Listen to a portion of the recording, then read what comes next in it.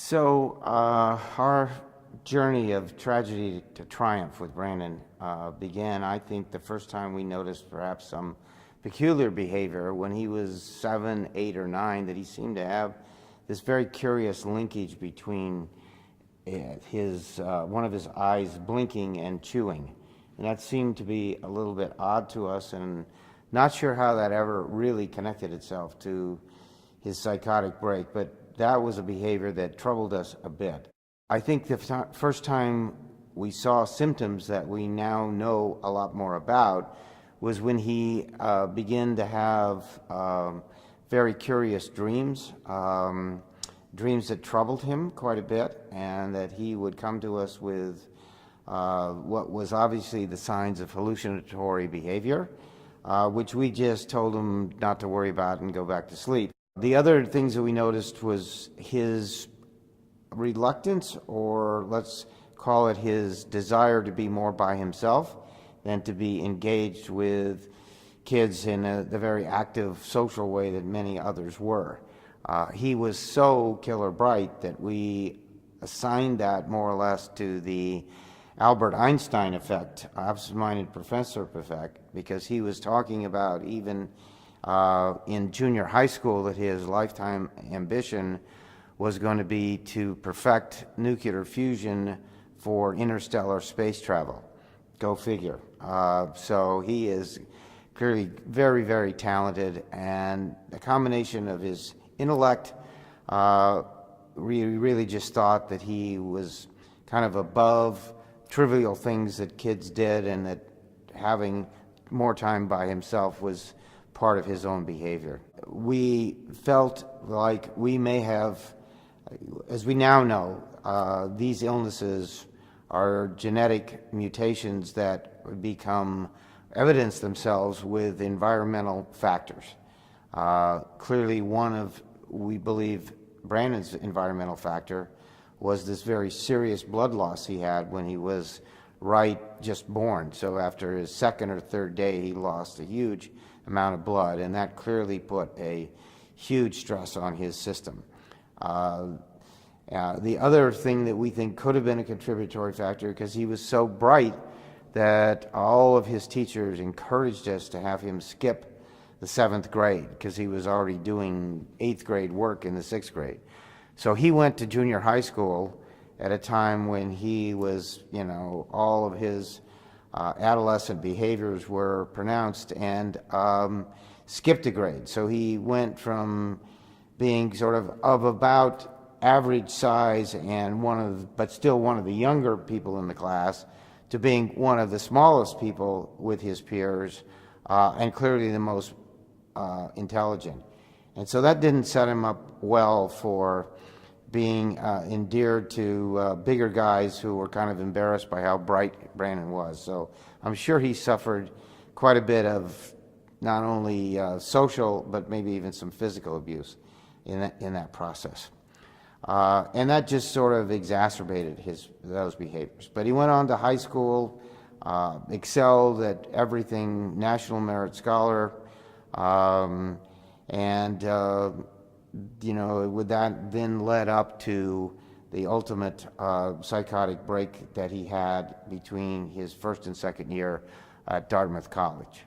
We had planned a trip to go to France while I was in a YPO organization, and we went over there on a planning trip. And towards the end of the trip, we got a phone call from my mother saying that Brandon was in the psychotic ward in a hospital in Walnut Creek. We got ourselves back maybe 36 hours later, went immediately to the hospital, and he was in the psychotic ward and in a very troubled state. I don't know that I can recall what my first reaction, but it was something between horror, panic, sadness, and empathy, and then this sort of personal will that said, we cannot allow this to happen. We have to figure out what this is, because the diagnosis was not there. We just knew that the Brandon we knew was not the Brandon that was in front of us right now. And so we were determined to not let this condition prevail.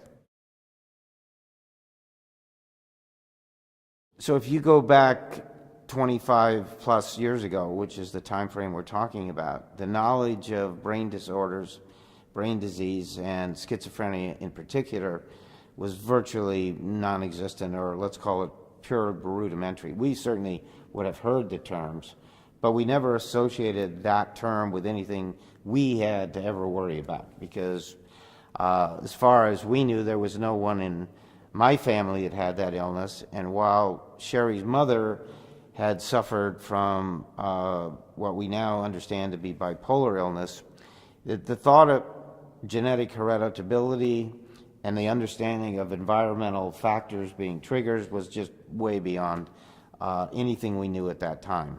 Today, we're obviously much better equipped, but we were just a loss for a direction, a loss for resources that we could rely on. This is not something you go to your pediatrician to ask him what's wrong with Brandon, because they don't know. At that time, they weren't equipped. Today, we're trying to do a great deal more work to educate both junior high school and high school teachers and physicians on what are these early signs, and we've actually developed a standardized interview that is now being used called the SIPS for people that if they present positively on these symptom profiles, it's very likely that they're in a troubled state progressing to a potential psychotic break. Well, they go through the symptoms that really were the behaviors that Brandon was exhibiting. Are you having trouble sleeping? Do you hear voices? Do you feel more comfortable being alone? Has anyone in your family ever had a mental illness that you know of? Do you wake up in the middle of the night with thoughts that would trouble you? A series of what you'd think would be very questions that would be obvious for people to ask, but no one ever really thought to ask that about a person's behavior, because when you're a teenager, just as we attributed Brandon, you go do quirky things, and this whole adolescent hormone raging bizarre behaviors of kids just gets lumped into a bundle, and it's very hard to separate out those very clarifying behaviors about people progressing towards a psychotic break. So because of our openness and our sort of national profile of running towards the problem, we get calls from families not every day, but certainly multiple times a week. And our first message to parents is that nobody did anything wrong. It's not your fault. It's not your son or daughter's fault, and you didn't do anything wrong.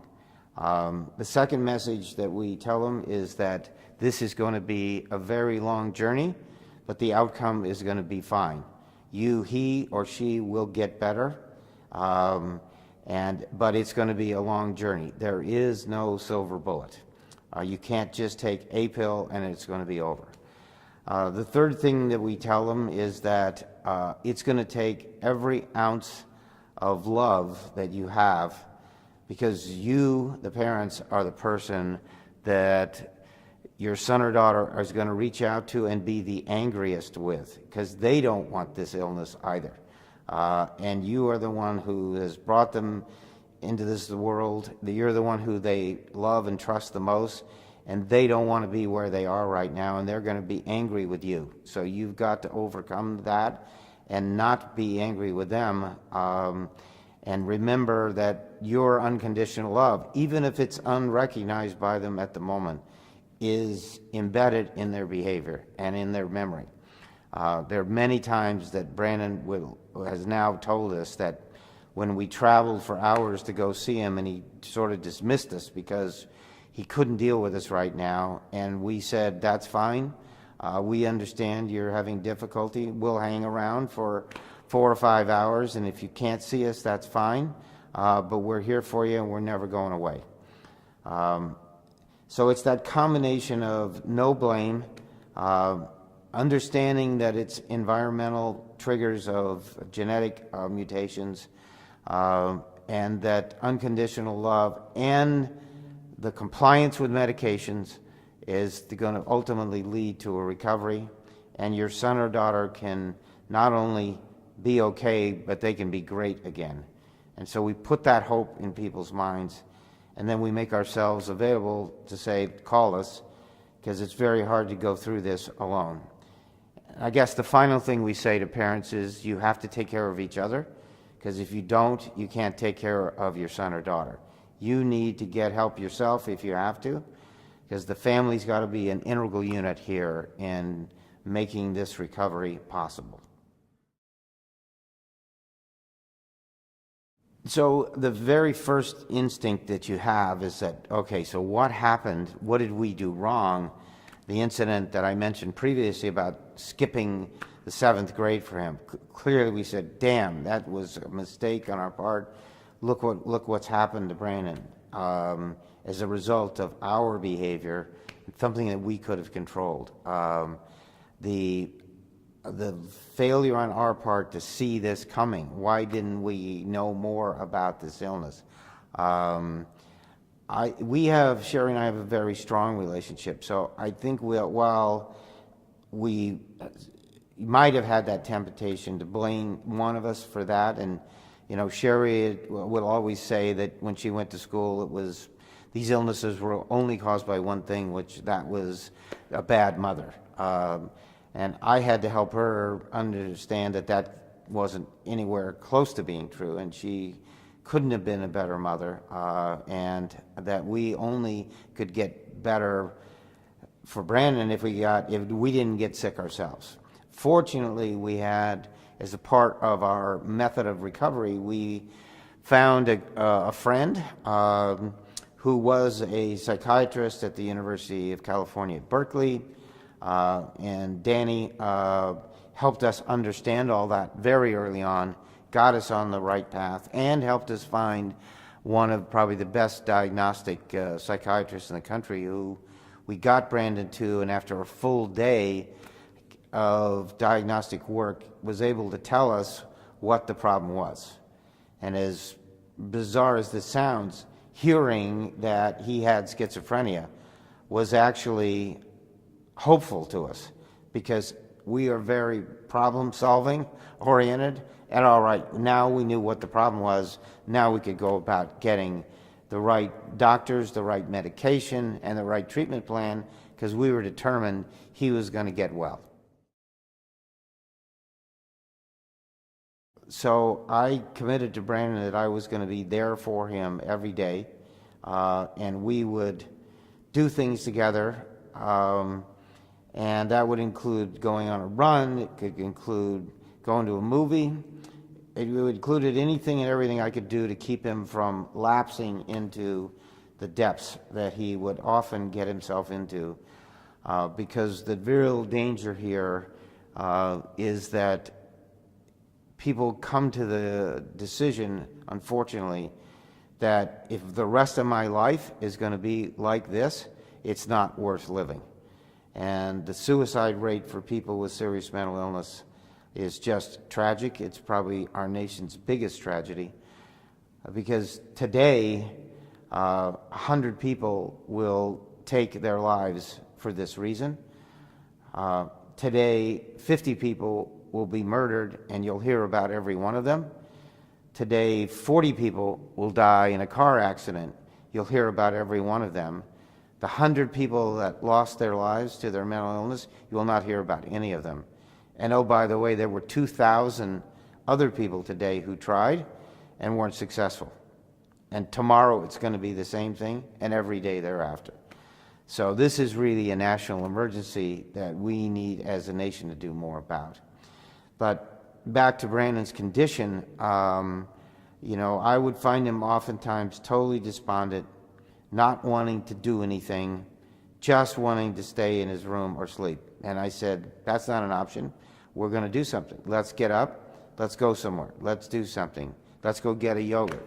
You're not staying here. We're going to go do something. And, some days I could do something with him for an hour or two. Some days I could do something for 5 or 6 hours with him. But I had to pace myself. But I was there for him every day. One very curious thing happened is that he decided, and we decided together, that it would be good to take a trip. So I said, okay, where do you want to go? He said, I want to go to France. He was really incredibly fluent in French, and he thought he had never really been to the country. I said, great, we're going to go take a trip. We're going to go to France. So we make our plans. We have reservations at this hotel for the first night. Got the airline all set up. We're sitting on the plane. 30 minutes before takeoff, he says, I can't go. I can't go, and I can't be on this plane. You got to get me off this plane right now. And it's like, oh my God, where are we going to go with this? So without trying to create any panic, we basically got up, told the stewardess that we have a condition here and we need to leave the plane. We'll do so calmly and collectively, but we're going to do that. So we did that. We got off the plane and we went and sat in the terminal. And I said, Brandon, I know you're really troubled by a lot of things right now, but I think you really got to get yourself together here and understand that you are going to get better. Your mom and I are not going to let you not get better, and we're here for you 24/7. So he said, okay. He said, I think I still want to go on a trip. I said, okay, where do you want to go now? He says, I want to go to London. Okay, went back to the counter, changed their tickets in, and got on a flight to London, 6 hours later than we thought we were going to be leaving, or maybe even 8. And we show up in London without a hotel and without a plan.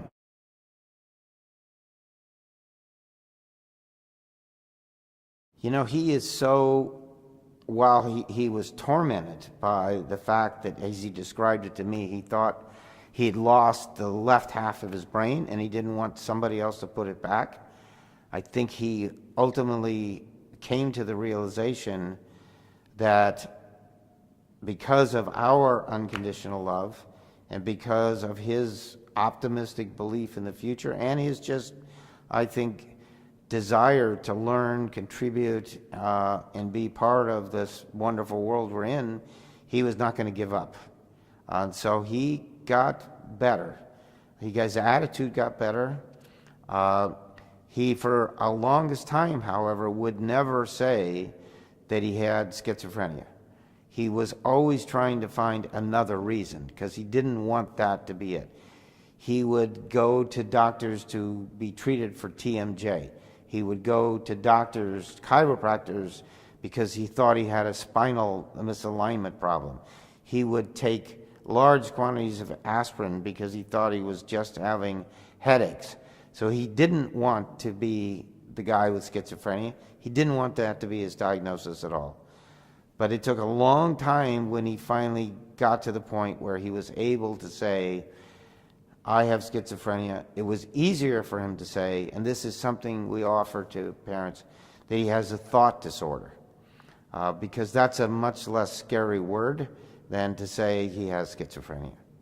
But it was a long journey, 3 years, 4 years, 5 years before he could fully accept that. But I think he fully accepted it knowing that he was getting better and the medications were helping him. But he certainly wasn't the person he wanted to be and that he is now, but he was on a long journey.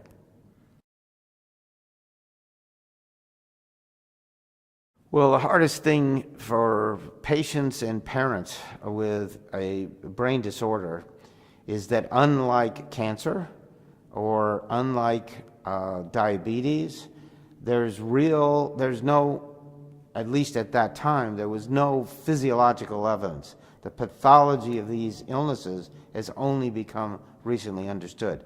If you have a tumor, you can see it.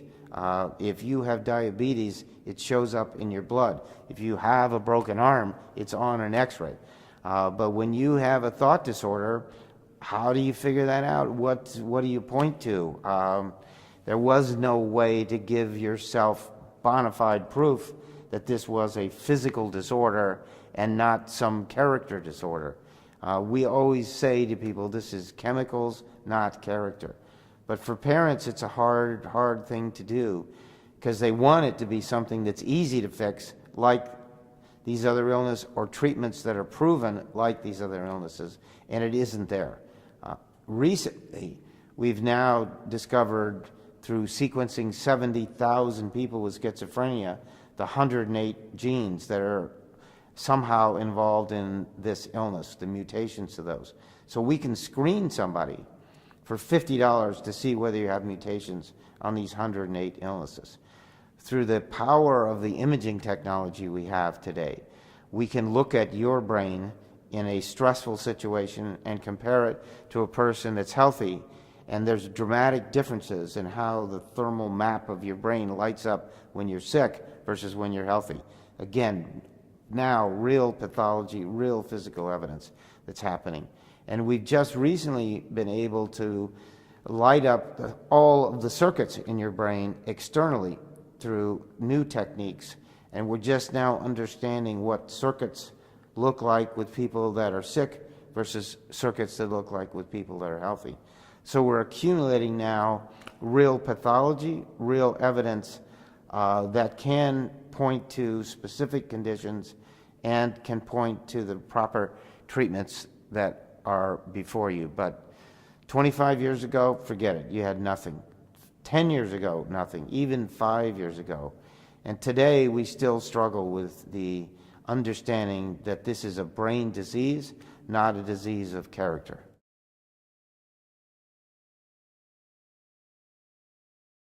Well, as we use this phrase of tragedy to triumph, I think while there's zero complacency on our part about Brandon's condition, I have to tell you we have great joy about seeing Brandon where he is today.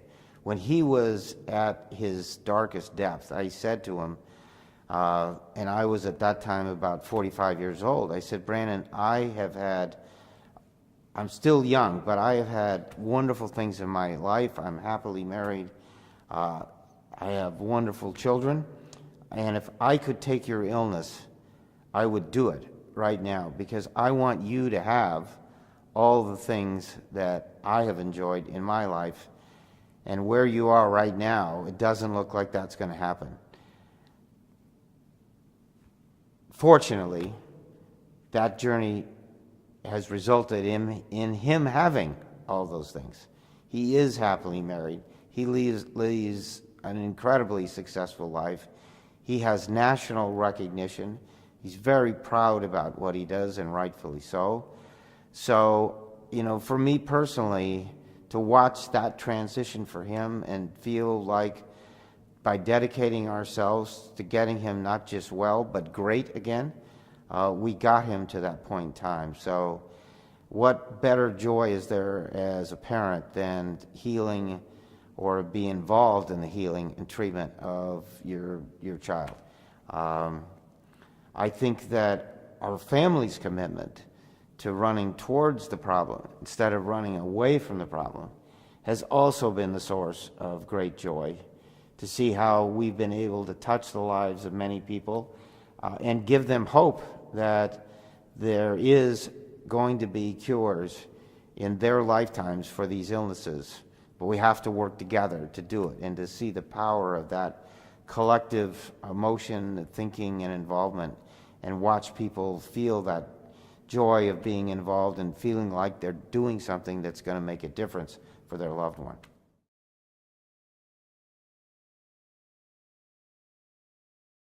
So we oftentimes have the opportunity to help parents get through this very tragic thing that happens. And our continual advice is you have to take care of yourself so you can take care of your loved one. What does that really entail? Well, first it is don't blame your spouse for this problem. Neither one of you did anything wrong. This is a genetic mutation that has somehow, through environmental factors, manifested itself. You are going to need to educate yourself. You have to read books on the subject. There are many good ones. You can start just by going to the website of the National Institute of Mental Health and just understand what these illnesses are. Learn what the terms mean. Learn what regions of the brain are involved, and learn how medications that are available today help mitigate these symptoms by modulating the level of these chemicals in the brain: serotonin, dopamine, glutamate. These are terms you need to become familiar with. Because if you don't, then you're going to be afraid that you did something wrong. You're not going to understand that it's a disease of chemicals, not character. And you won't be able to help your son or daughter remain compliant with medications. And you, as the parent, must be the strong and guiding force, because I can almost guarantee you, just like Brandon, your son or daughter is not going to want to take medication. They'll either start by saying they've never taken pills and they don't want to be involved in it, or they may begin with the idea that, look, I think I want to do yoga, I want to do diet, I want to do exercise, and that is all I need, and I'm going to be fine without that.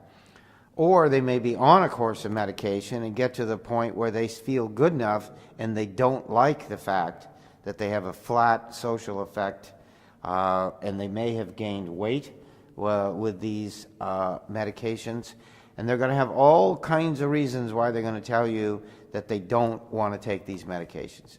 You, as the parent, must tell them that the only way they're going to get well, they can do all those other things, but without sustained, continuous, 24/7 compliance with medication, they're never going to be the person that they themselves want to be.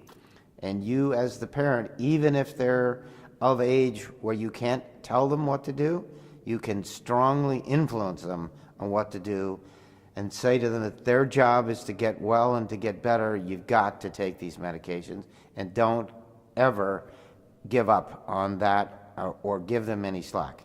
You've got to be firm 24/7.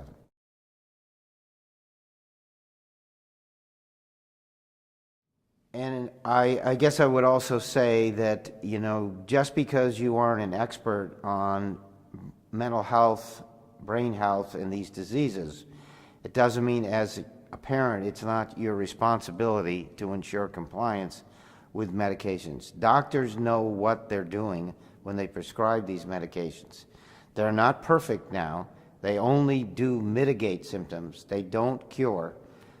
Long term, we will get cures, but in the short run, make sure that compliance with the doctor's recommendations and the other therapeutic treatments that are available, that stay in the game with this. You don't need to be an expert. You do have the most important expert sort of thing in your own behavior, because as a parent, you know what's right for your child. You want to do what's right with them, and dropping these medications just because they don't feel right or they want to get rid of them is not the thing you can allow them to do.